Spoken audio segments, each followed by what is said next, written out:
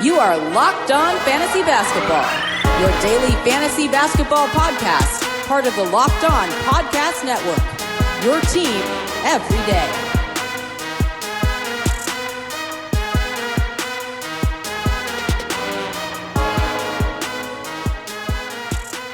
Hello and welcome to the Locked On Fantasy Basketball podcast, brought to you by Basketball Monster. My name is Josh Lloyd and I am the lead fantasy analyst at basketballmonster.com and at Yahoo Sports Australia. And you can find me on Twitter as always at redrock_Beeble and on Instagram at Locked On Fantasy Basketball. Today we're looking at a bunch of players who, for the most part, in 12-team leagues are going to be guys that you can consider dropping. Now, no one really is an automatic drop because in order to drop someone, you need to be able to add someone. So these are just guys that if you've got them on your roster, you should be at least looking at them. Hey, maybe I can use that roster spot more for streaming. Maybe I can use that to grab that hot free agent. Maybe they're my worst player. Maybe their upside isn't high enough. There are at least players that have to be in the discussion, have to be in your thought process of guys that you can drop as we move forward, and they're rostered in a fairly significant chunk of leagues. Michael Bolton. Let's get to it. Let's get to it indeed. I'm going to continue to start these shows off with Kyle Kuzma, who's rostered in 84% of leagues. Kyle Kuzma can score,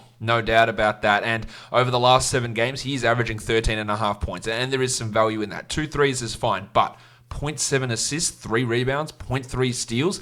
And he's doing this and giving himself barely top 150 value over the last 7 games. Well, so not barely, he's not in the top 150, he's just barely outside it, but he's doing it while shooting 52% from the field, a number which is just not going to stick for Kuzma. So I just don't see the purpose in him sticking on a 12-team roster. I don't see how much. He's only playing 24 minutes a night, and some of that is minutes restriction. Some of that's also he's not good, and he's not a good fit to be playing 30 minutes a night. And his overall value, again, on teams that didn't have LeBron and Anthony Davis on them, he was never able to crack the top 100 in fantasy basketball value. So to think that he's going to get back to that number this year or improve to that number, I think is foolish. And he is rostered in just far too many leagues at 84% over on Yahoo. Not a guy that I'd want to be holding personally and waiting for some breakout that I just don't think is happening. The next guy I want to talk about, another guy who I think is benefiting from name value, and that is DeAndre Jordan of the Brooklyn Nets.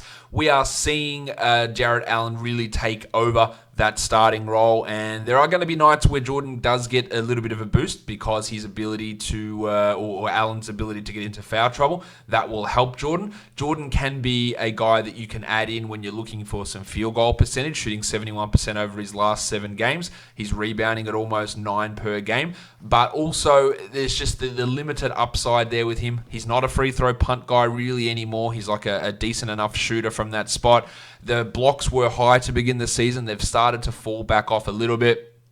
He's a low usage guy, getting low amounts of minutes. In the last 4 games, he's only playing 18 minutes a night. He's 167th ranked in that time, and that's while shooting 80 from the field and 80 from the line for a true shooting of 83%. That's obviously a ridiculously high amount. In those 4 games, he has blocked 1 shot.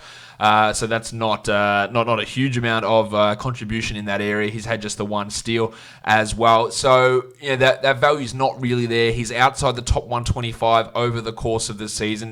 And like I said at the start, for some leagues, he will work. He will make sense. And for some teams, he will make sense. But as a guy that has to be rostered right across the board, I don't think that's it. And he is rostered at the moment in 73% of leagues on Yahoo. The next guy is a one that I want to talk about, and that is Tony Warren Jr. of the Indiana Pacers. Look, he's not a must-drop bloke, but over the last 2 weeks, he is the 191st ranked player, and that is while scoring 13 points. Now, he has been a poor shooter, an uncharacteristically poor shooter, just 38% from the field over that time. But he offers just nothing else. Unless he's getting a lot of minutes and a lot of shot attempts and doing it at 50+% from the field, I don't really see what he's offering in terms of fantasy. He's not an auto drop by any means. But over the course of this season, while the Pacers have been without at stretches Miles Turner, Domantas Sabonis, Jeremy Lamb, Malcolm Brogdon, and of course Victor Oladipo, he's still the 123rd ranked player. So when all of those guys are back playing, now Oladipo was still a fair way away from, but everyone else is back, like where is Warren going to get the requisite usage, the requisite minutes that make him that rock solid top 100 guy? I think we're going to have a pretty decent fall off from him coming, even if I do believe that his efficiency, which has been down over these last few weeks, will bounce back up. He is not a must roster player in all formats. Absolutely no problem with having him. Like if I saw a situation with him on a roster and Kyle Kuzma on a roster, Kuzma's the guy that goes immediately to me in that situation. But Warren is a guy that at least we should be considering that maybe shouldn't be sticking around. Next guy we look at, unfortunately, because I do like the sound drop. Gary Harris is the 195th ranked player over the last 2 weeks. The minutes are fine, 34 minutes a night, but just absolutely no usage. 13%, 9 points, only 1 3. He's getting a steal. He's shooting only 67% from the line over that time. And for the course of this season, he's the 181st ranked player. I just don't see where he's getting this usage back. The percentages are somehow worse than last year. This is a guy that 2 years ago was a 50% from the field player. This is in 16-17 and 78 from the line. This year he's at 41 and 71. Like they are horrible numbers. The threes are at 35%. That elite shooting on really good usage, like a 21%. His best season where he was the 39th ranked player, he had a true shooting of 60% on a usage of 21. We're at true shooting of 50%. On a usage of 15 this season. That is a really big drop-off. He's not backing it up with 2 steals per game, which he did at one point. I just don't see it. Look, he had a prime opportunity to bounce back this year. He hasn't. Move on. Don't think he needs to be rostered in 12-team formats. The next guy we look at is Marc Gasol. Oh, hi, Mark.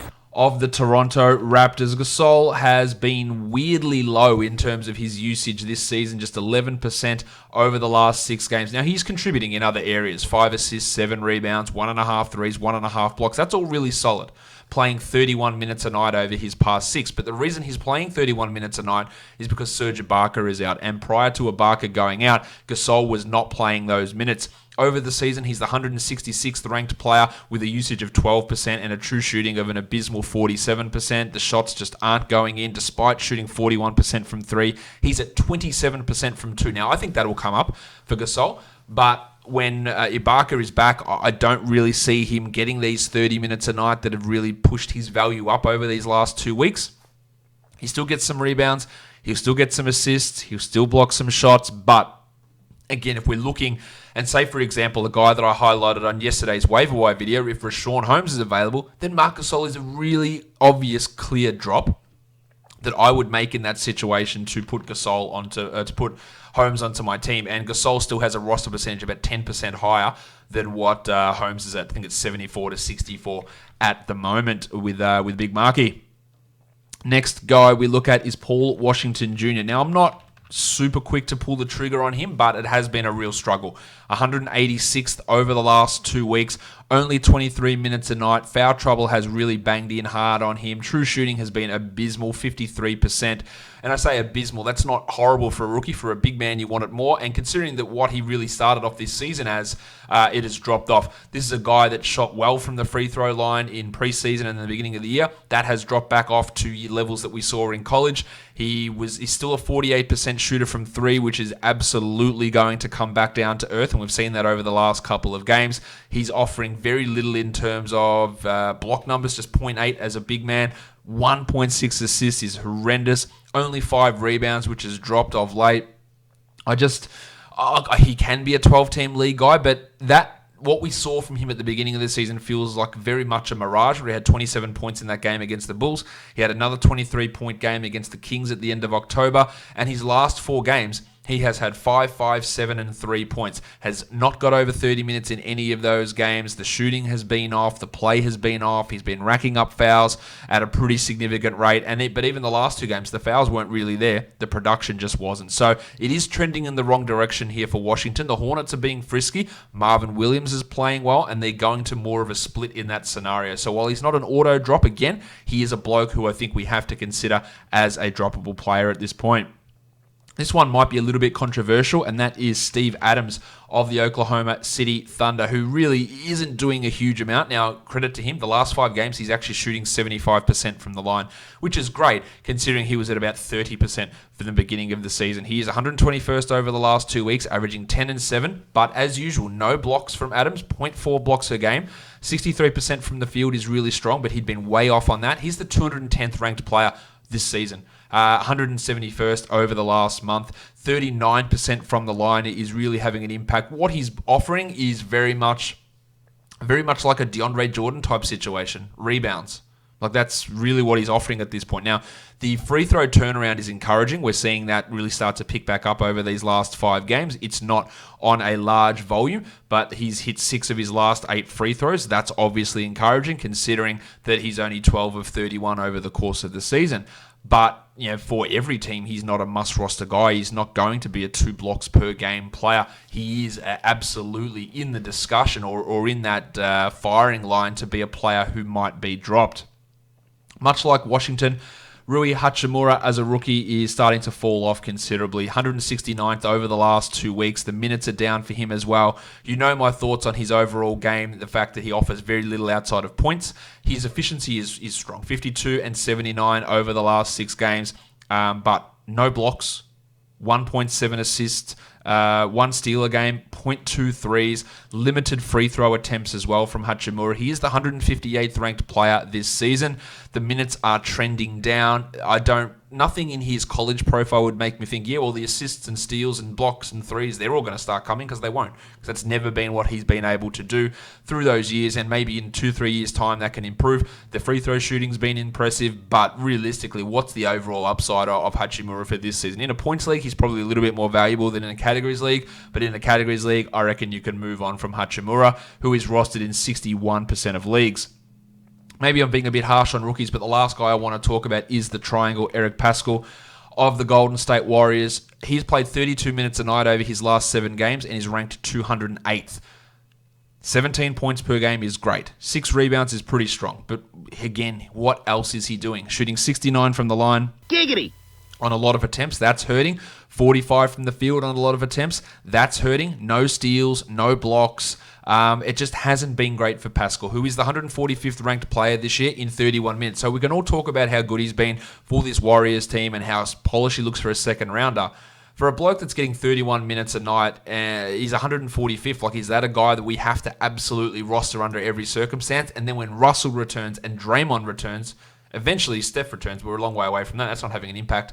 Like, is he going to be able to maintain this 24% usage he's had, or even the 21% usage he's had lately? I have significant doubts about him. This is part of the problem. I didn't like this draft class coming in from their fantasy value especially, is that so many guys lacked in peripheral numbers or lacked in shooting numbers. And we're seeing some of that come out now. Hachimura and Paschall, their peripherals are pretty low. Guys like RJ Barrett with their percentages being a problem. Jarrett Culver with percentages being a problem.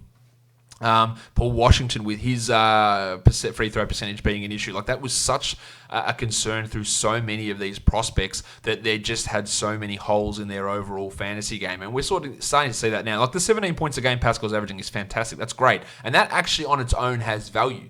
But everything else there is really struggling, and that's why he's not a must-drop guy, but he's a guy at least that shouldn't be considered absolutely 100% a must-roster player, because when we look at everything in totality and then think maybe there's the potential for it to get worse when these other guys come back, when your best category is your usage and scoring, and 2 big, or at least 1 big scorer is going to come back in Russell, that doesn't bode well for the overall future for the triangle. That'll do me for today in this Players to Drop show. Tell me which guys you disagree with. Tell me who else you might have wanted to have on this list in the comments below, or tweet at me at redrock_bball. Always subscribe, always interact. Give me thumbs up, give me retweets, give me comments over on the YouTube show as well. Guys, we are done here. Thank you so much for listening, everyone. See ya.